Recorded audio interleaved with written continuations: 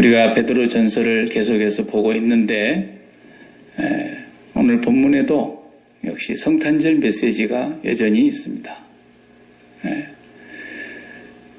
성경은 어디를 펴도 예수님을 얘기하는 곳이라서 그 내용을 깊이 들여다보면 오늘은 어쩌면 성탄절에 우리에게 주신 메시지하고 너무 연결이 돼서 참 은혜로웠습니다.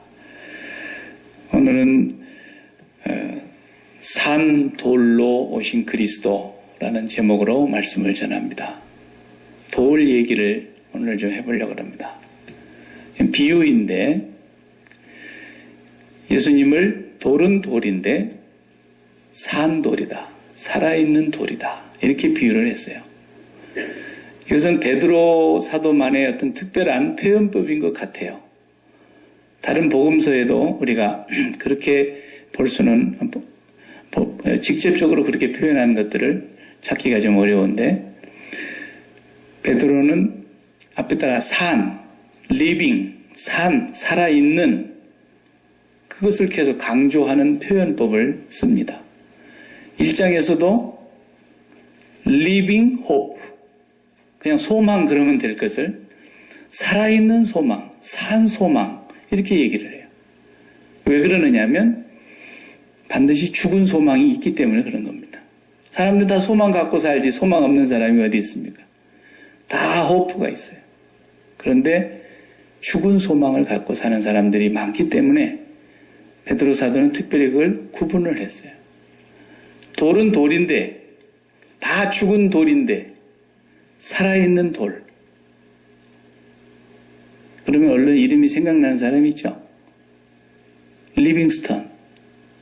아프리카에 선교사로 나가셨던 그분이 바로 그 예수님의 비유로 설명을 하는 이름 그걸 딴 거예요. 산돌. 선교사님이세요. 제가 전도사 시절에 심의했던 교회가 산돌교회예요. 이름이 참 좋아서 참 이름부터 마음에 들어서 갔더랬어요. 산돌, 예수 그리스도를 상징하는 단어죠. 4절에 산돌 이렇게 나왔죠. 5절에도 산돌 이렇게 나왔어요. 두 번 나오는데 앞에 나온 4절은 산돌 그런데 단수로 쓰여져 있는 예수님을 가리키는 단어이고 5절에 나와 있는 산돌은 복수로 쓰여져 있는데 우리 성경에 단수로 번역이 된 것 같아서 리돈 그러면 돌인데 리도이 그러면 돌들 복수예요. 그래서 우리들을 얘기하는 산돌입니다. 5절에는. 그래서 이 산돌이신 예수 그리스도와 같이 우리도 산돌이 돼야 된다. 우리 모두가 다. 죽은 돌이 돼가지고는 안 된다는 거예요. 그래서 살아있는 돌이 되려면 어떻게 해야 되느냐? 당연히 살아있는 분에게 붙어 있어야죠. 베드로가 고백할 때 너희는 나를 누구라 그러느냐? 그런데 베드로가 딱 고백하는데 뭐라 그러죠? 당신은 리빙 갓입니다. 살아계신 하나님이십니다. 그랬어요. 그리고 당신은 그리스도이십니다. 그랬어요. 베드로는 항상 살아있는 이걸 강조해요. 살아있는 하나님, 그분이 생명의 원천이고 생명이 거기로부터 나왔고 그분에게 연결된 사람만 산 사람이에요. 그 사람이 대통령이다 그래도 하나님께 연결이 안 돼 있으면 죽은 대통령이에요. 불쌍하죠. 사도 바울이 왕 앞에 갔어요.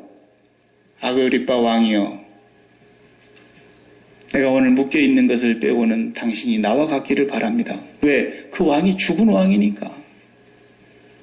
사도 바울이 보니까 죽은 것과 산 것을 분명히 구분을 할 수 있었던 거죠. 소망을 사람들이 갖고 사는데 다 꿈이 있어요. 그런데 어떤 사람은 죽은 꿈을 갖고 있는 거예요. 죽은 소망을 붙들고 있는 거예요. 어떤 사람은 산 소망을 갖고 있는 거죠. 1장 4절에서 그랬어요. 주 예수 그리스도께서 십자가에서 죽으시고 부활하사 우리를 거듭나게 하심으로 산 소망을 주셨다 그랬어요. 그러니까 예수 그리스도께서 죽으시고 부활하셔서 우리를 거듭나게 하심으로써 우리가 새로 태어난 존재가 되면서 우리도 소망이 살았다는 거예요. 그러니까 죽은 소망은 뭐라는 거예요? 땅에 있는 소망을 얘기하는 거고, 여기서 산 소망은 하나님께 연결되어 있는 소망을 얘기하는 거예요.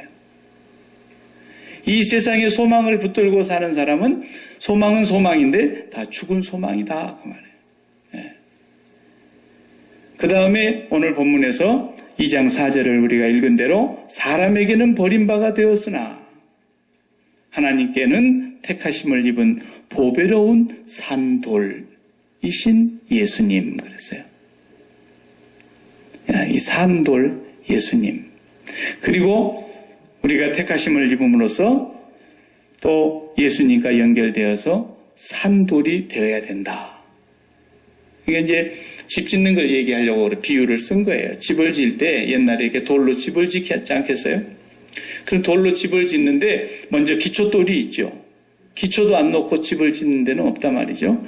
기초돌이 있는데 그 처음 모퉁이, 코너스톤, 모퉁이돌. 오늘 본문에 모퉁이돌이라는 표현을 했죠. 4절에 보면은 성경에 기록되었으되 이사야 28장 16절 말씀을 인용해 온 거예요. 이사야 선지자가 예수님을 모퉁이돌이라 그랬거든요. 그러니까 이사야 28장 16절에 있는 말씀대로 경에 기록되었으되 보라 내가 택한 보배로운 모퉁이돌을 산돌을 또 모퉁이돌이라고 돼요. 모퉁이돌을 시온에 두노니 그를 믿는 자는 부끄러움을 당하지 아니하리라 그랬어요.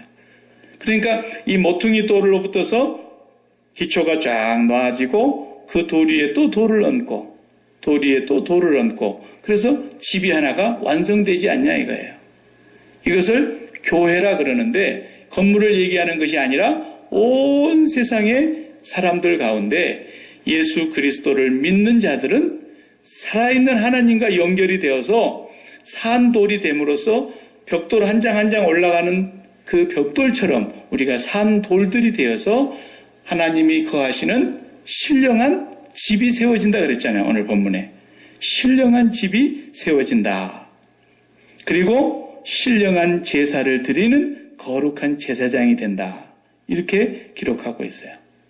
자, 그러니까 이 예수님을 산돌로 표현하고 모퉁이 돌로 표현을 하는데 이분을 믿지 아니하면 이분과 연합하지 아니하면 다 죽은 돌이라는 거예요. 저 길바닥에 굴러다니는 죽은 돌과 똑같은 거라는 거예요.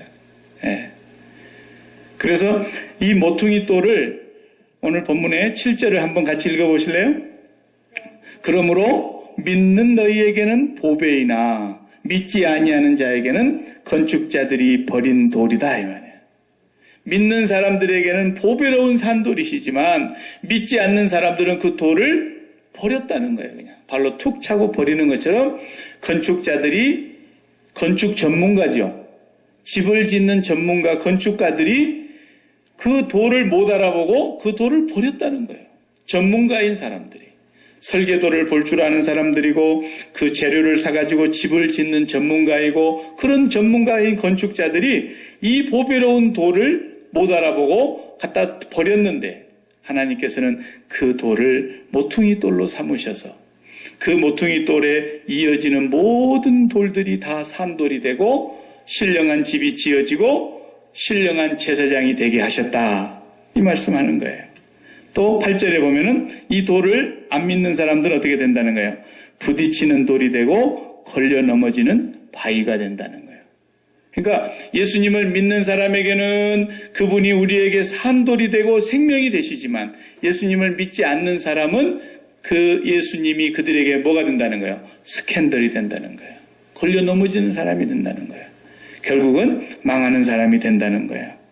그래서 예수님을 가장 중요한 모퉁이돌, 산돌로 말씀을 하셨는데 그 당시에 건축자들이 다 그걸 버렸던 것처럼 그 건축자는 지금 누구를 보고 비유해서 하는 말일까요? 바리새인, 그 당시에 서기관, 율법학자들, 유대인들 이 사람들은 수천 년 동안 적어도 아브라함 때부터 계산하면 1500년 동안 예수 그리스도가 오실 것에 대해서 성경이 예언하고 있고 그 예언한 이후에 말라기 선지자가 마지막 예언을 하고서 예언자가 더 이상 나타나진 않았는데 말라기 선지자가 죽은 이후에 500년 동안, 500년 가까이 그들은 진짜 선지자 메시아가 나타나기를 정말 목마른 사슴처럼 기다렸어요.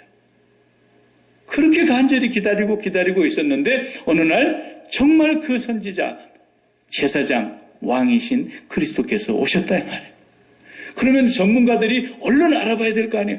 야, 이 돌이야말로 진짜 모퉁이에 놓아야 될 주춧돌이구나. 이렇게 알아봐야 되는데 그 바리새인과 서기관들과 율법학자들과 그 백성들, 유대인들이 그 돌을 마치 건축자들이 돌을 버려버린 것처럼 그들이 못 알아봤다는 거예요. 그것을 우리가 성경에서 이미 예수님 탄생하신 내용을 읽어보면 나오지 않습니까? 어디서 난다는 것까지 알았어요. 동방 박사들이 와가지고 유대인의 왕이 나신 곳이 어디입니까? 그리고 헤롯 왕한테 물어보니까 그냥 헤롯 왕이 기절할 뻔했어요. 유대인의 왕이라니, 자기가 지금 왕인데. 그러자 얼른 바리새인들을 부르고 율법학자, 성경학자들을 불렀죠. 당신 나라의 성경에 그런 얘기가 있느냐? 그러니까 예, 있습니다. 어디서 태어난다 그랬느냐? 유대 땅의 베들레헴이라고 하는 곳에서 태어난다고 미가서 5장 2절에 미가 선지자가 예언하셨습니다. 그래서 베들레헴에서 분명히 예수님이 나신 거거든요. 그걸 얘기하고 알고 있었던 바리새인들은 결국 예수님을 십자가에 못 박아서 갈기갈기 찢어서 죽이지 않습니까? 이게 바로 전문가인 건축자들이 버린 돌이 되고 말았단 말이에요. 그 돌은 그들에게 걸림돌이 되었고 그 돌로 인해서 오히려 그 사람들은 더 큰 재앙과 저주를 받게 된 거예요. 네. 그러니까 왜 그런 일이 벌어졌느냐 하면 메시아가 누구인가, 메시아가 어떤 분인가, 메시아는 어떤 모양으로 오는가 그걸 몰랐기 때문에 오해를 한 거예요. 오해를. 서로 사인이 안 맞은 거예요.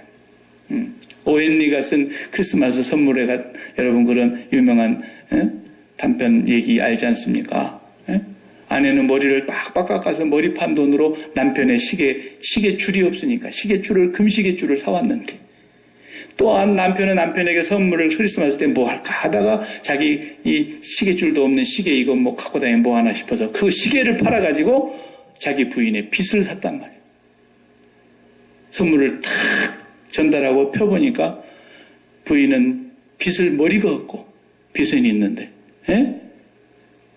남편은 시계가 없어. 시계줄은 받았는데 안 맞아 이게. 그러니까 하나님께서 이 땅에 보내신 그 메시아라고 하는 분이 어떤 분인가를 전혀 감을 잡지 못하고 있었기 때문에 자기들은 전문가다, 건축가다 이렇게 생각했지만 정작 그분이 왔을 때는 그분을 비참하게 버려버리는 그런 실수를 범하게 된 거예요. 그래서 그리스도에 대해서 크게 오해하고 하나님의 나라에 대해서 크게 오해하였도다 그랬잖아요. 주님이. 하나님 나라를 오해한 거예요. 그리스도를 오해해도 너무너무 오해를 한 거예요. 그 이해를 해야 되는데 오해를 해가지고 말이죠. 프랑스의 실존주의 철학자 중에서 유명한 까미라는 사람 한번 이름을 들어보셨죠? 까미, 알베르 까미. 이 사람이 쓴 오해라는 책이 있어요. 오해라는 소설이. 그 체코의 어느 시골에서 일어난 얘기를 쓰지 않습니까? 마르타라고 하는 여자가 자기 어머니하고 이렇게 여관을 하나 차려놓고 여관으로 하면서 돈을 버는 사람이었어요. 근데 이 모녀간에 꿈을 갖고 있었어요. 무슨 꿈이냐? 저 남쪽의 지중해 연안 아래에 따뜻한 나라로 이민을 가서 이사를 가서 돈 많이 벌어가지고 이 딸이 이 태양을 그림 그리는 걸 아주 좋아했어요. 그림 그리고 싶었어요. 그래서 돈 많이 벌어가지고 지중해 남쪽에 따뜻한 나라에 가서 그림 그리면서 예쁜 집에서 살고 싶은 소망이 있었어요. 그런데 그 소망과 함께 또 무슨 소망이 있었느냐면 자기 집에 오라버니가 집을 나갔어요. 어머니하고 이 딸은 오라버니를 기다리고 아들을 기다리는 거야. 20년을 기다렸어. 근데 그런 두 소망을 갖고 있는 이 모녀 간에 여관을 하고 있는데 돈을 벌어야 되겠습니까? 빨리 남쪽 나라로 가려면. 그 돈을 벌기 위해서 자기 집에 여관에 잠자러 오는 사람들에게 모녀가 짜가지고 수면제를 타가지고 잠을 깊이 들게 해서 그 모든 가진 것을 다 갈취하고 죽여서 강에 갖다 내다 버리는 거예요. 얼마나 잔인합니까? 근데 어느 날 아주 근사하게 생긴 젠틀한 신사가 자기 여관에 왔어요. 방을 달라는 거예요. 그래서 그 방을 주고 거기를 잠을 자는데 역시 이 남자도 돈이 많이 있게 생겼어요. 수면제를 깊이 먹여서 죽입니다. 그리고 나서 그 물건 다 조사를 하고 다 이렇게 하는데 깜짝 놀랐어요. 꿈에도 그리던 20년 동안 기다리던 자기 아들이었어요. 자기 아들이었어요. 너무너무 괴로워서 자살을 합니다. 자살을 하고 말아요. 그 실존주의 철학자인 까미가 인간의 그 욕망을, 인간의 내면의 세계를 그 소설로 얘기하려고 그러는 거예요. 뭘 얘기하려고 그러냐면 이 세상은 너무너무 부조리하다는 거예요. 뭐가 부조리하냐? 모든 사람들이 행복을 꿈꾸는데 정작 가장 행복을 방해하는 그 부조리한 요소가 그 사람 마음속에 있다는 거예요. 겉으로는 그렇게 소망을 하고 그렇게 행복을 추구하고 있는데 정작 행복을 방해하는 것이 자기 안에 있는 걸 모르는 거예요. 그게 바로 지금 이 바리새인들의 모습이었고 서기관들, 율법학자들, 모든 유대인들 그런 사람들이 바로 그렇게 메시아를 기다렸는데 아브라함의 후손 다윗의 자손으로 오실 그 메시아를 1500년 동안 기다리고 또 선지자가 사라진 이후에도 500년 동안 메시아를 그렇게 기다렸는데 정작 왔더니 그 메시아를 칼기갈기 찢어서 십자가에 못 박아 죽여버리는 거예요. 왜 그랬을까요? 그 이유는 한 가지예요. 한 가지. 이 사람이 와가지고 기적을 일으킵니다. 병자를 고칩니다. 죽은 사람을 살려내버립니다. 애기 도시락 하나를 가지고 5,000명을 먹이고 12강주리가 남게 하는 기적을 보입니다. 이 사람이면 됐다. 이 사람이면 우리나라의 왕이 돼야 되고 임금이 돼야 된다. 이 사람이면 이제는 로마는 우리의 손에 밥이다. 이 사람이야말로 우리 민족을 구원할 자고 우리 민족을 세계 모든 민족 위에 머리가 되게 하며 로마를 짓밟고 그 로마를 발 아래 짓밟고 우리를 압제해서 해방시켜 줄 사람이다. 그 꿈이 너무너무 강렬했는데 이 사람이야말로 적합한 사람 아니야. 이렇게 보고 다 따라가는데 이분은 계속해서 이상한 말씀만 하시는 거예요. 나를 따라오려거든 자기를 부인하고 자기 십자가를 지고 나를 쫓을 것이다. 그렇지 않는 자는 절대 내게 합당치 않고 하나님 나라에 갈 수 없다. 계속해서 누구든지 너희 가운데 섬기고자 하는 자는 도리어 낮아져서 남을 섬기는 자가 되어야 할 것이고 인자는 섬김을 받으러 온 것이 아니라 도리어 섬기려 하고 자기 목숨을 많은 사람들의 대속물로 주려고 왔느니라. 아니 빵 먹고 배불러서 그냥 임금님 세우려고 그러는데 매 이상한 소리만 하는 거예요. 그러면서 너희가 먹고 죽었던 그 만나를 또 구하느냐? 너희 조상은 그걸 먹어도 죽었지 않냐? 나는 하늘로부터 내려온 산떡이니 생명의 떡이니 나를 먹어야 산다. 그러면서 계속 이상한 소리만 하시는 거예요. 그러더니 십자가에 죽어버립니다. 아니 십자가에 죽여야 마땅하다고 생각했습니다. 왜? 우리가 이 땅의 소망이 뭔데? 그러나 그들은 그 죽은 소망을 붙들고 이 소망을 이루어야 되겠다고 하고 있는데 그들의 소망과는 점점 멀어져가는 그분을 보면서 저 사람은 우리에게 해가 되는 사람이다. 왜? 능력도 많지, 권세도 많지, 하고 싶어 하는 모든 일은 해내시는 그런 분인데 그거 가만 놔뒀다가 큰일 날 사람이다. 저 사람. 우리의 소망과는 정반대의 길을 가는 저 사람을 죽이지 않으면 안 되겠다. 이리 생각을 한 거예요. 그래서 결국은 예수 그리스도를 죽임으로써 자기들의 소망을 이루고자 하는 꿈을 반대하는 사람이니까. 이 세상에 소망을 두고 사는 사람들은 반드시 예수 죽일 사람들이라는 뜻이에요. 하나님의 나라에 소망을 두지 아니하고 이 세상에서 나는 메인스트림이 되어서 이 세상에서 남을 짓밟고 올라서고 이 세상에서 성공하는 사람이 되고 이 세상에서 남보다 더 큰 사람이 되어야 되겠다. 이렇게 살아가는 사람들에게는 예수 그리스도가 전혀 필요가 없거든요. 네, 그리스도는 그거에 관심이 없는 분이니까. 네. 물론 예수 믿어도 높은 자리에 올라갈 수 있어요. 예수 믿어도 갑부가 될 수 있어요. 예수 믿어도 자녀들이 성공할 수 있어요. 예수 믿어도 건강하게 장수하게 살아갈 수 있어요. 그러나 그것이 우리의 소망이 돼서는 안 돼요.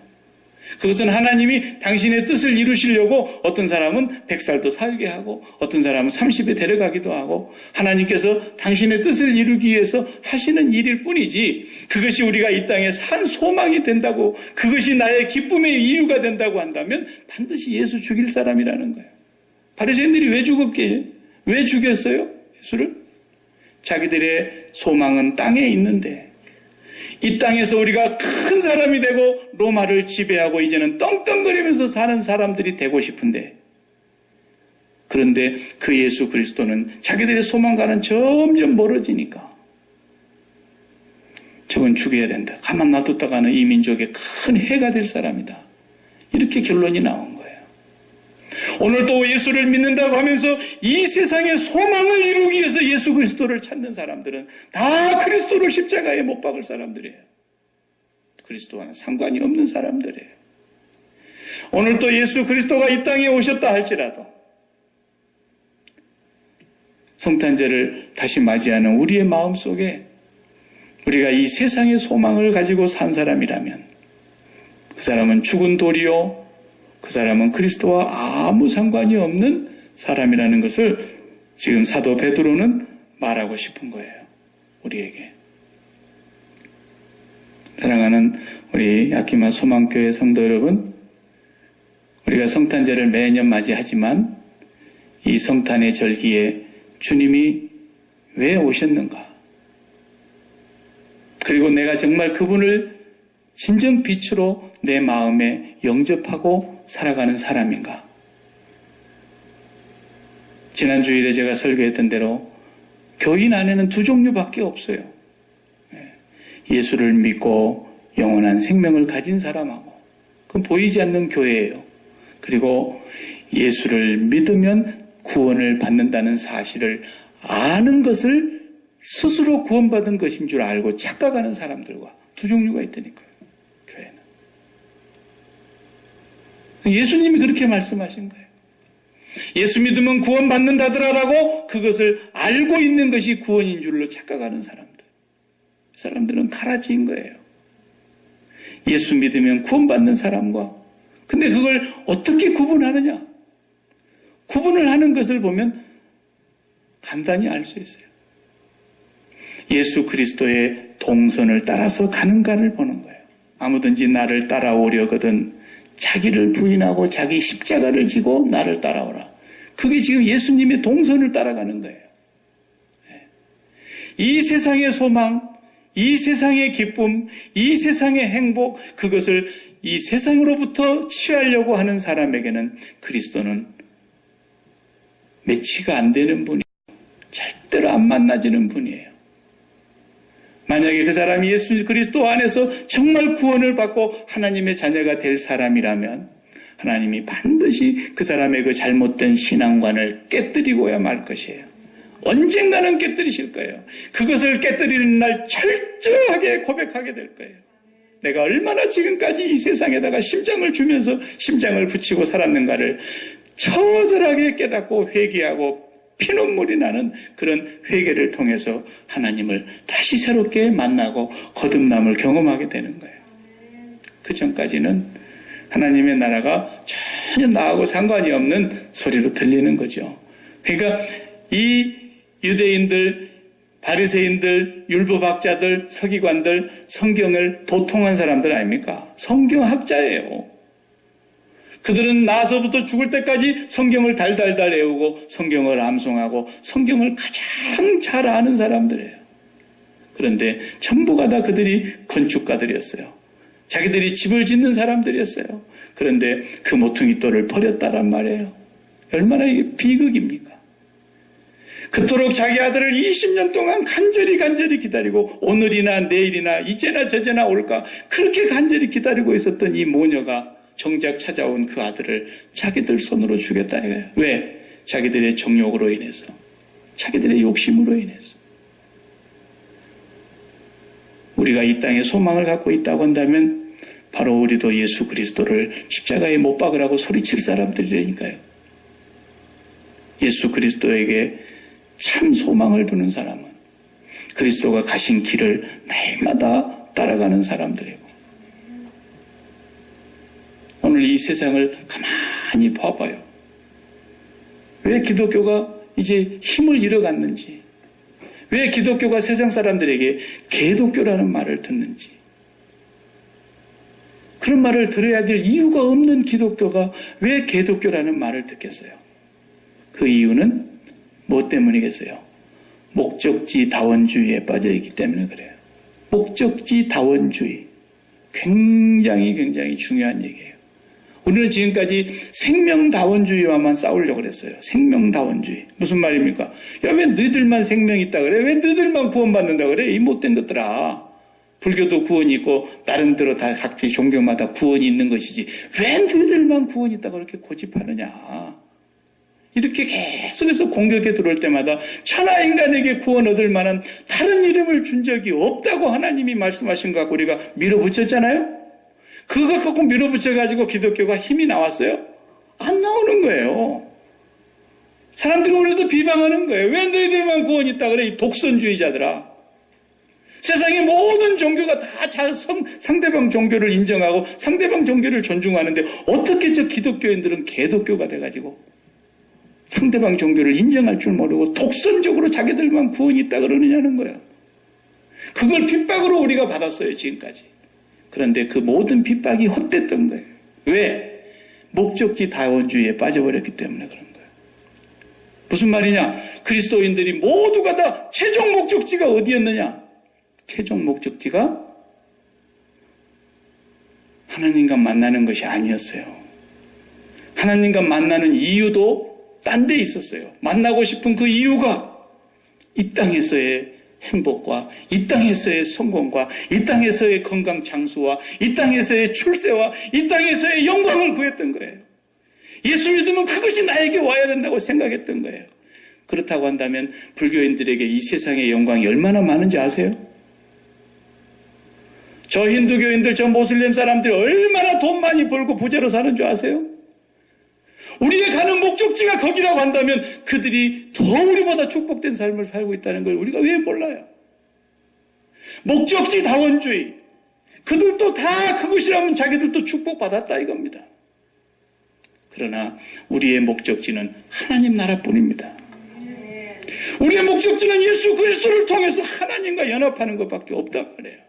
그 목적지가 하나였을 때만 우리가 예수로만 구원받는다는 말이 먹혀 들어가는 거예요. 그런데 예수로만 구원받는다 그러면서 왜 세상을 그렇게 살아가느냐 이거예요. 그렇게 너희의 소망이 세상에 있다고 한다면 우리도 있다는 거예요.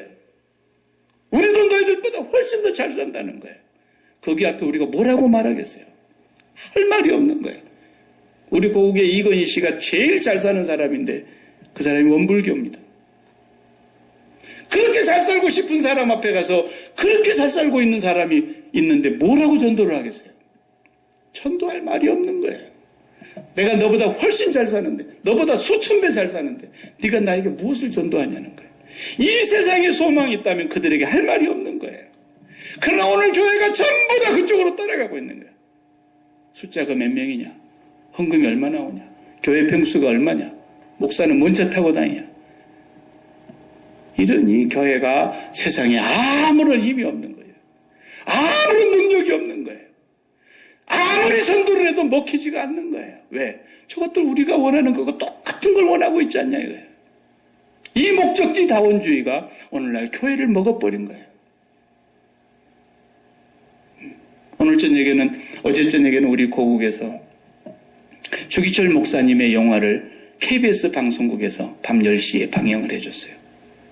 제가 그것을 입수하게 되면 제가 우리 송구영 씨한테 제가 보여드리려고 그래요.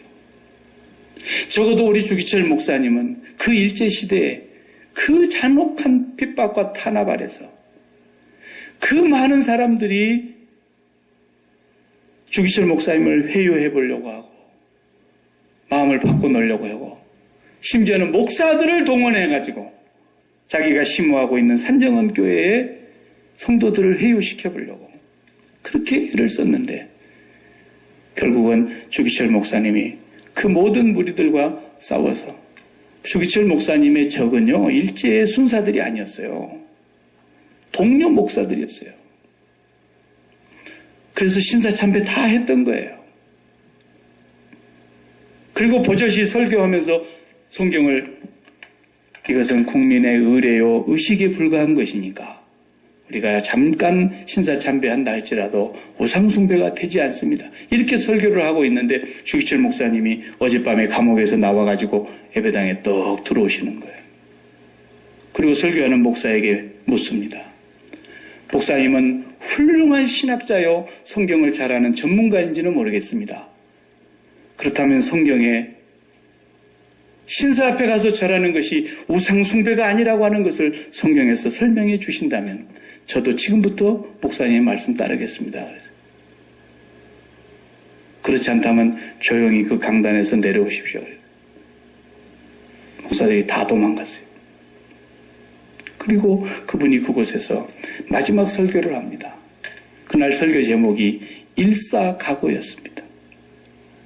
꽃은 싱싱할 때 떨어져야 향기가 나는 법이고 나무는 푸르를 때 찍혀야 향기를 내는 법입니다.